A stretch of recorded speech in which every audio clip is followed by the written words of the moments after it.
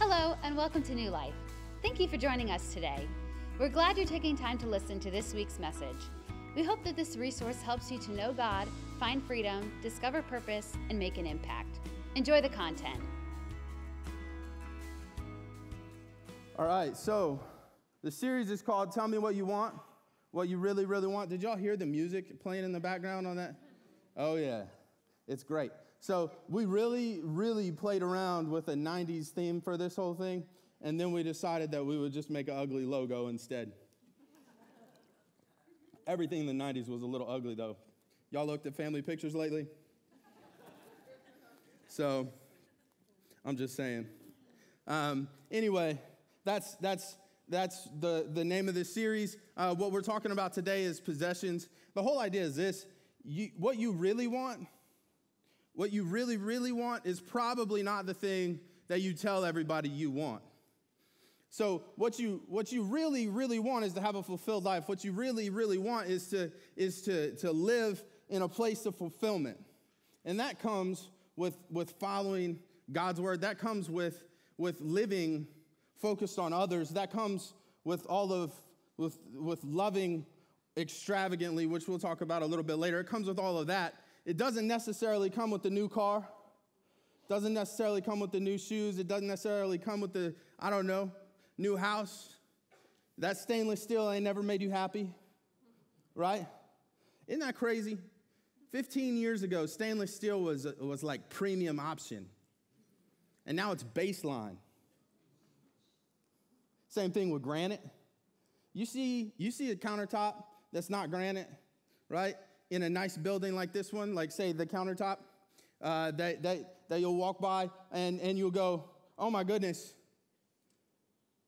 how are they so cheap? It's not granite, because that's like standard now. It's insane. That's just proof, that's collective societal proof that possessions don't make anybody happy. Because we always move forward for better and better and better, and we never get any happier. You know, new cars now will stop for you. The Tesla, if you happen to have a Tesla, it will drive in traffic for you. You'd still be mad if you were sitting in traffic in a Tesla, though. It just doesn't help that much. So what does? That's what we're going to talk about today. So we're going to be in Mark chapter 14. I want to set this up for you just a little bit.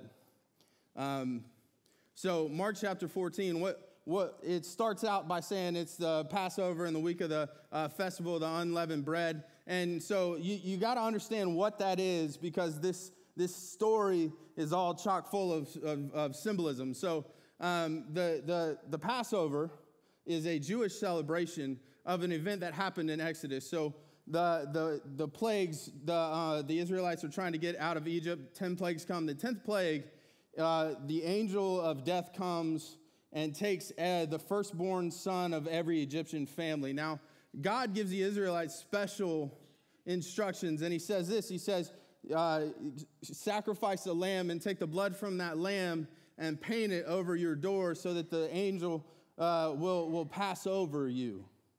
So that's what Passover is. It's celebrating this moment where God spared the Israelites and got them out of Egypt. And so that's the Passover. That's the event. They celebrate this event with a week-long party called the Festival of the Unleavened Bread. Now, anybody ever had unleavened bread? It's a cracker. It's not that good. I don't know. I never went to one of the parties, but I can't imagine that's a rockin' party without any yeast in the bread, you know? Like, yeast rolls are great. What about the festival of the yeast rolls? I would go to that, right? But it's a festival of the unleavened bread, and so they're going through this, and they're about to have this party. They're sitting down at dinner, and this Jesus is sitting there, and this is what happens. The chief priests and teachers of the law were scheming to arrest Jesus secretly and kill him, but not during the festival, they said, or the people may riot. While he was in Bethany, reclining at the table in the home of Simon the leper, a woman came with an alabaster jar, a very expensive perfume made of pure nard. She broke the jar and poured the perfume on his head. So let me give you a little more context even still. He's in Bethany, so what this tells us is likely the woman that comes to break this jar of perfume and anoint him with it is Mary. Mary, the sister of Martha and Lazarus, so he's friends with this lady. He's very good friends with this lady. There's another thing you got to know. This jar of perfume probably costs a year's wages. So think about that for a second. Average household income in Charles County's got to be close to $100,000 a year. She dumped like half a townhouse on this dude's head. You know what I'm saying? Not to mention, this is another crazy thing.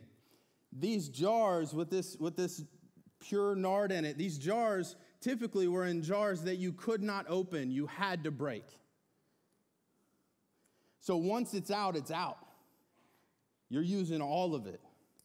There's this symbolism here of her and the state of her heart, because she walks in, she sees Jesus, and she's moved to anoint him with this oil, and she finds the most precious possession that she has. And the only way she can use it is to expend it all.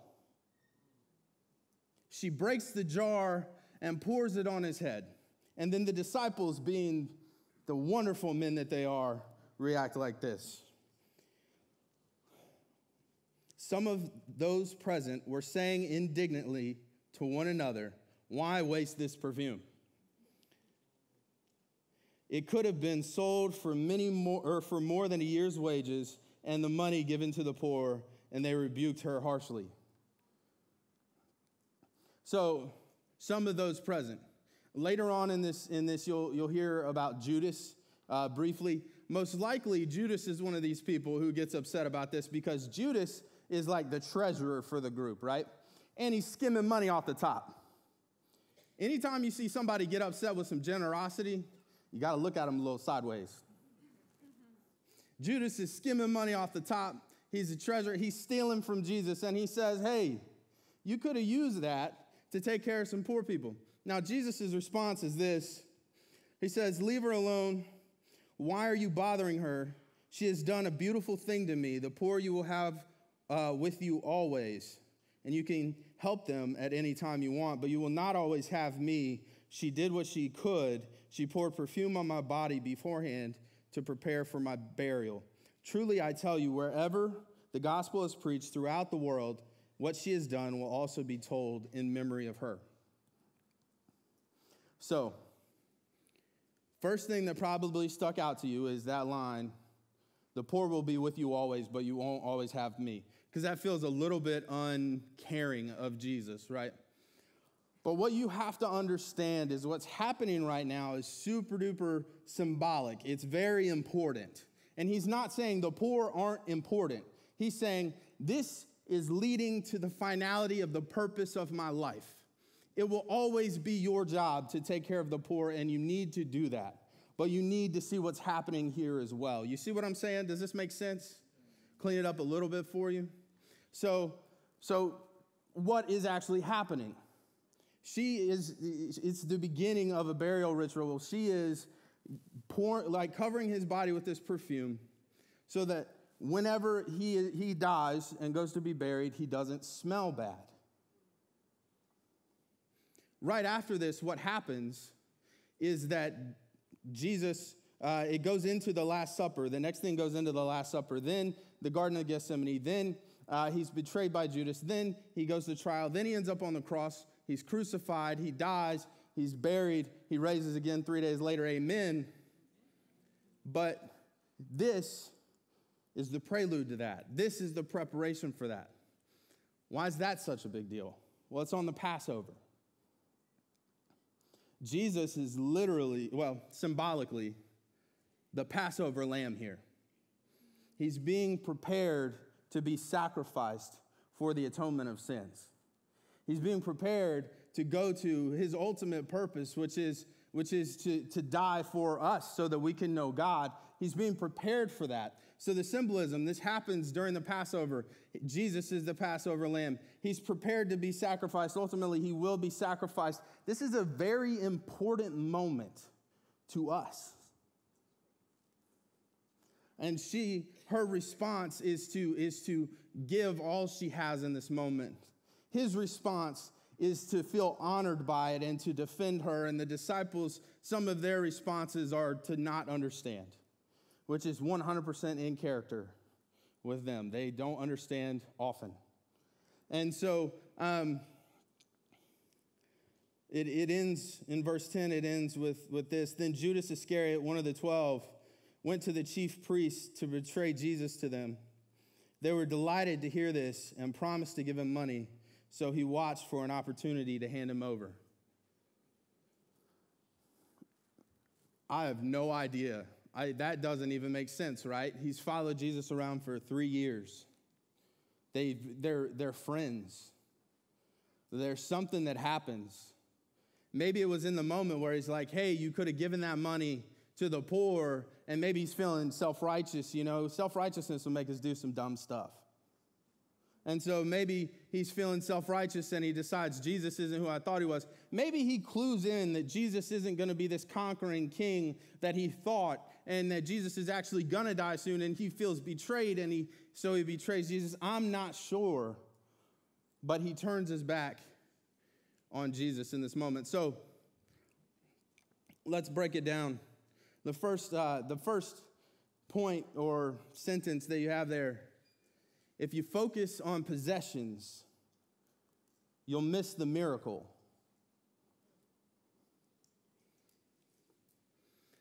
Just unpack this for just a second. The disciples, like I just said, they spent 3 years in ministry with Jesus.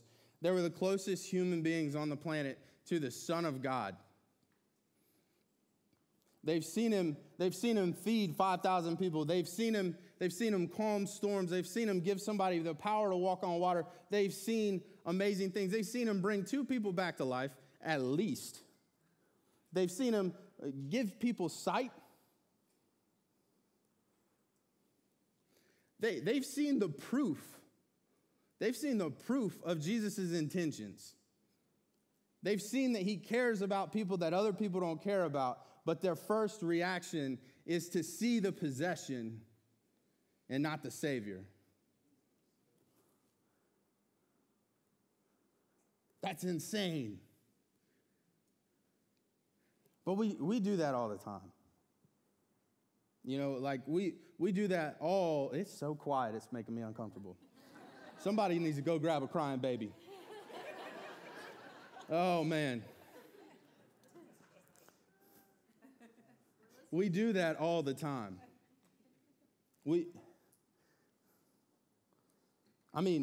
Okay. I'm not going to pick on any individual. I'm going to pick on the church. Big C, okay? Y'all, that'll make everybody way more comfortable. That way you don't have to feel zeroed in on, right? You don't have to feel singled out. So the church. Let's just think about this for a second. How many arguments happen over silly things in the church? We will argue over carpet and split a church before we will go help some people. We will argue over carpet. We will argue over songs. Look, it blows my mind sometimes because the things that we care about, they're just not always all that important. We focus on the thing that we want to hold on to is really the church's problem. It's something that we want to have. So, like church logos, the color of the seats, whether you have pews or not, children's ministries, curriculum, the toys. There's some churches, every pew was donated by somebody's great-grandma, and there's a groove in the pew from their butt sitting there for 58 years, right? And that pew is like sacred for that grandma. Like we argue over this is possessions. These are things that really don't matter.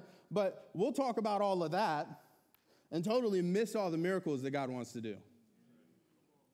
We spend our time on silly. Oh man, I'll just be honest, like sometimes there are weeks at a time where I spend my time on silly things and it drives me nuts. And we're human, right? So there's conflict and things happen and we lose focus and there's grace for that. I get all of that. But man, at the end of the day, like in this moment, God is doing something amazing. God is literally, he is preparing Jesus to be sacrificed for the good of us. In this moment right now, we have a Jesus that was sacrificed and raised again for the good of us and everyone not here. The atonement of sin, right? And rather than being excited about that and getting fired up about that and going, oh my gosh, what a miracle, what an amazing thing, we just get off track and we get lost. You can feel a little bit more gracious to the disciples when you put it in perspective, you know?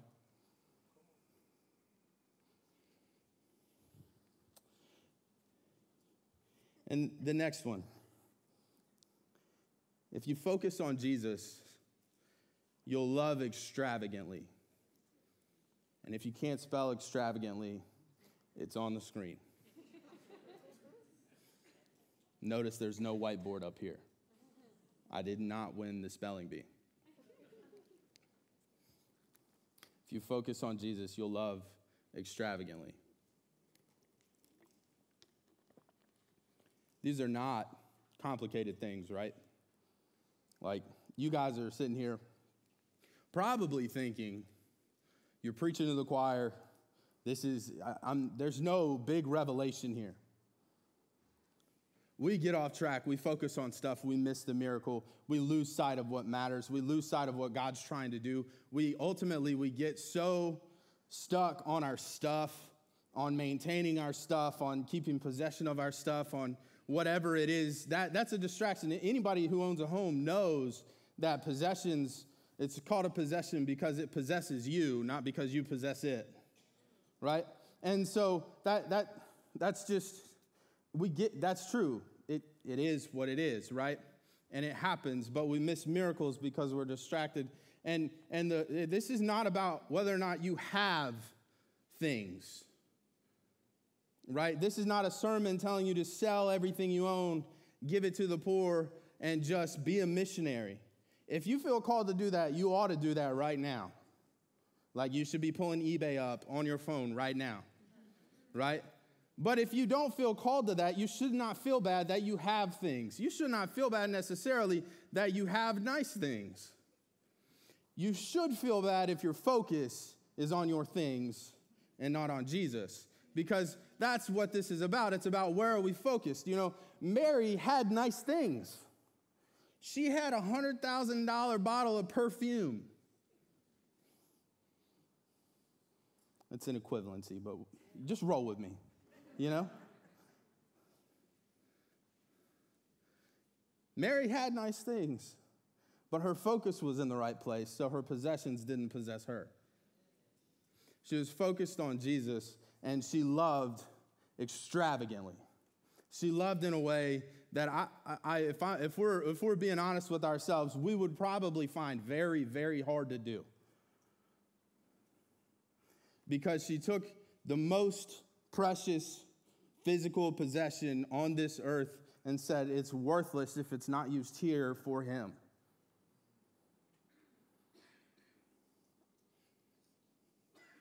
Her focus was in the right place. You know, God, when we focus on Jesus, will love extravagantly. What that means, really, is that there will be moments in your life that you're focused on Jesus, and he's going to ask you to do something extravagant. He's going to ask you to do something terrifying. He's going to ask you to do something that's going to be financially painful. And you're going to be faced with a choice in that moment that if you have not chosen beforehand, it'll be very, very hard. If you've chosen beforehand that you're going to focus on Jesus no matter what, that choice becomes very easy because you've made it many times in smaller circumstances, right? But if you have not made that choice beforehand and you're faced with this life-altering extravagant love choice, you're going to struggle. It's going to be hard.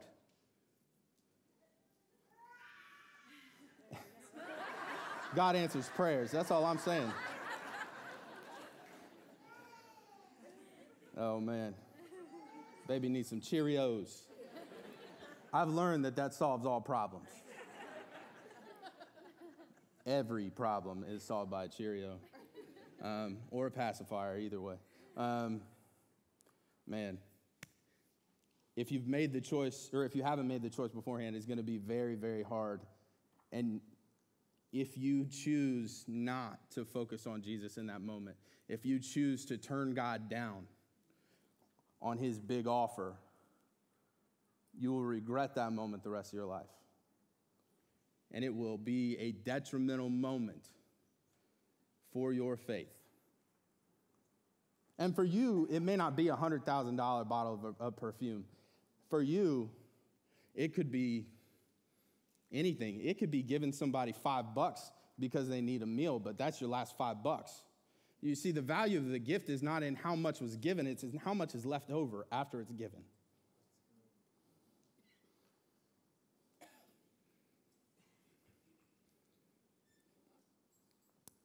So let's talk about how this plays out in a negative sense, because I think the positive sense is going to be very subjective, right? If you choose to love Jesus, to focus on Jesus, you'll love extravagantly, your faith will grow, all of this, but you'll experience that very, very differently. But in our world, it's very easy to point out how this plays out in a negative way, because we see this happen all the time.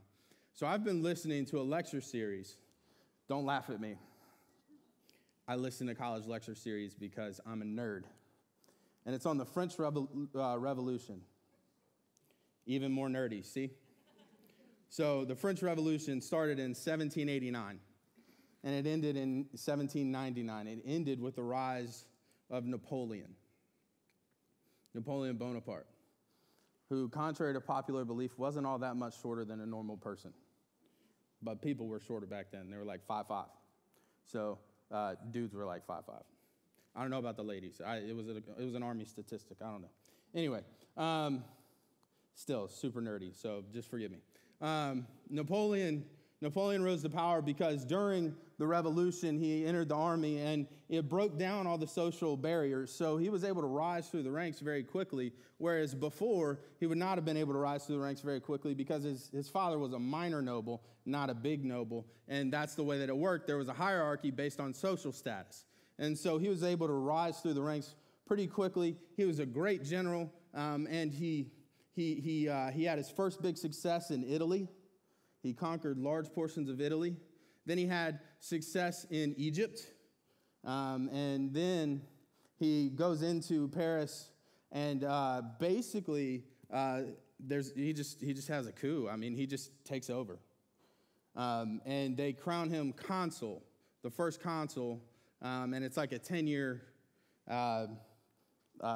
term, right? So then he starts just going through Europe and running roughshod over Europe. He could not ever crack the British, but he takes everybody out. He builds one of the largest empires in the history of Europe, and by the time it's all said and done, he goes from this 10-year term of consul to he's the emperor. So this guy's entire life is this huge rise to fame. And in the midst of all of this, he has this problem. He is very in love with his wife, but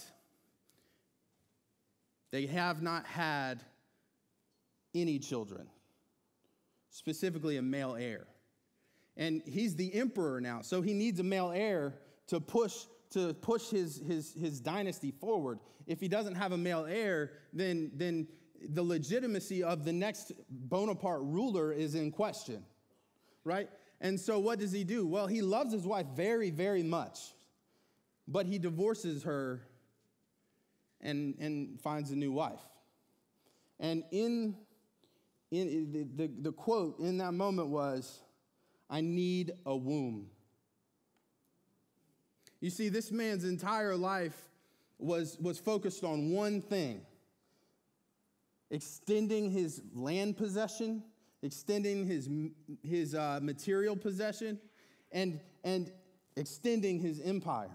That's all he was about. And you can't do as much as he did, as quick as he did, without having pretty singular focus. So what's happened, he's turned his back on his wife. And he finds a new wife. They have a son. Then he has this problem. He tries to take over Russia in the wintertime. It's a bad idea. It's really, really cold. And they actually, they invade just a little ways. But the Russians have this strategy of like, hey, we're just going to retreat. We'll fight you and run away, fight you and run away. So they suck the French army all the way to Moscow. And by the time they get to Moscow, it's winter. There's temperatures negative 35. His guys are freezing to death. Probably more people die of exposure and sickness than of fighting. And so he occupies Moscow for a little bit, realizes nobody's going to fight him, goes back to Paris. His army's completely destroyed. In that moment, he lost sight of what mattered, because coming up, he was the general of the people. He was a man who hung out with his troops. He cared about his men, but instead of caring about his men, he just wanted to conquer Russia because he was mad at the Russian Tsar. He lost his focus. So now his men are upset with him. Later on, he goes back through. He loses a battle to a coalition, and then he gets deposed. That coalition takes him out of power.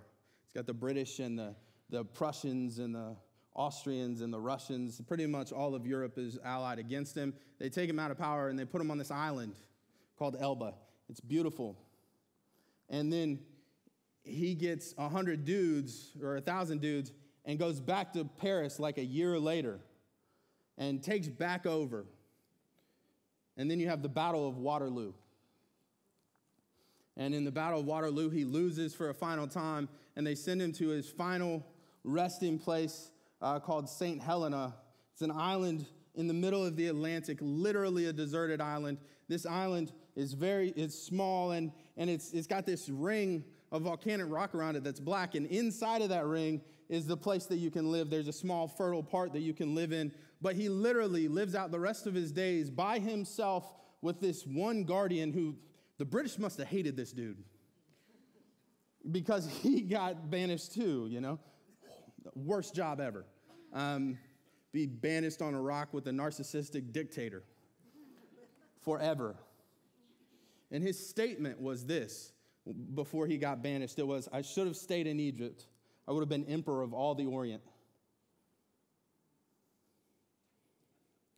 He was alone. He died alone. Because all he cared about was what he could have.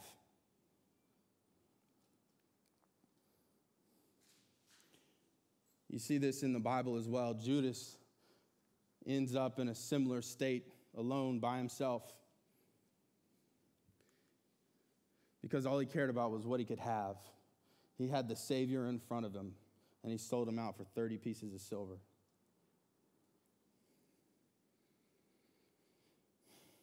Matthew chapter 7.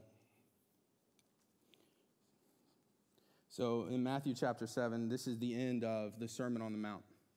It's Jesus' long sermon that pretty much encompasses everything he teaches, and if I could preach that good, I would just only ever preach that sermon, the Sermon on the Mount.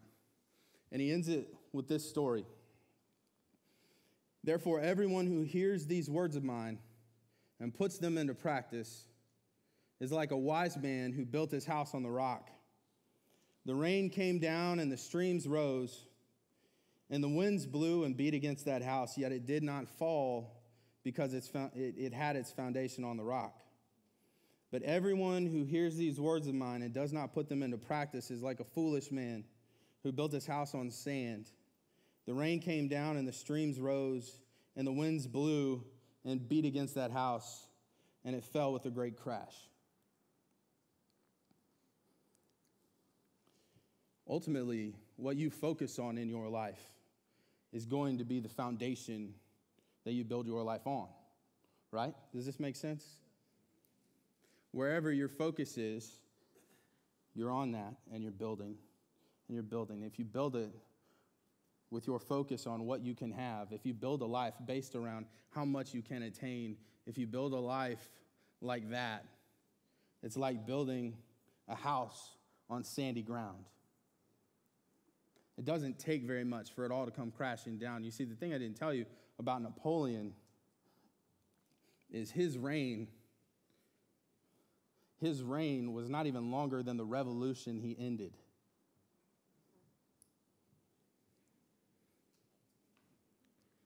It doesn't last long. It isn't stable. But if you build your life with your focus on Jesus, that's a solid foundation.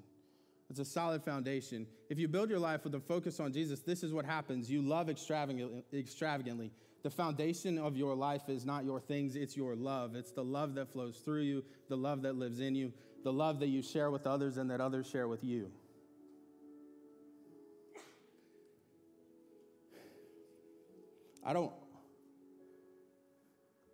I think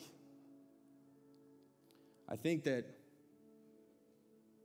we have an opportunity to refocus. I don't want anybody in here to feel dumped on or uncomfortable or angry. It's so easy to get off track, and it's so easy to focus on silly things. You spend your entire day looking at a screen that has advertisements on it almost all the time. If you work in an office and you're ever on the internet, our entire world is about what we can have. It's about what else we need.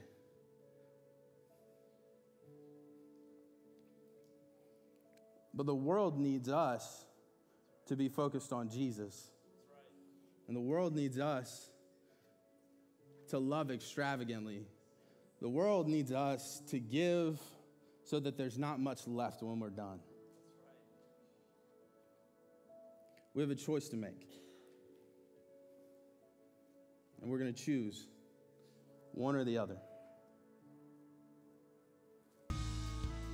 Thank you again for joining us. We hope that this resource helped you in your journey towards knowing God, finding freedom, discovering your purpose, and making an impact. Just so you know a little more about us, we're New Life, a church making a significant impact in every community we serve. We meet every weekend in multiple locations around the Washington, D.C. Metroplex and online several times throughout the week. If you want to connect, you can find us on Facebook, Twitter, Instagram, YouTube, or you can download our app from your favorite app store. You can even watch our services on your Apple TV or Roku. Just search for newlife.live and all of our content will be right there. If you enjoyed this, please subscribe, share it with your friends, or even take a screenshot and share it on your social stories and tag us. Lastly, we just wanted to give a special thanks to those of you who give generously to this ministry. It's because of you that this is possible.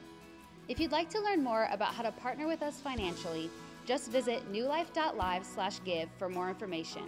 That's newlife.live/give for more information. We appreciate anything you can do to help. Thanks for being a member of our online family. We love making a significant impact with you.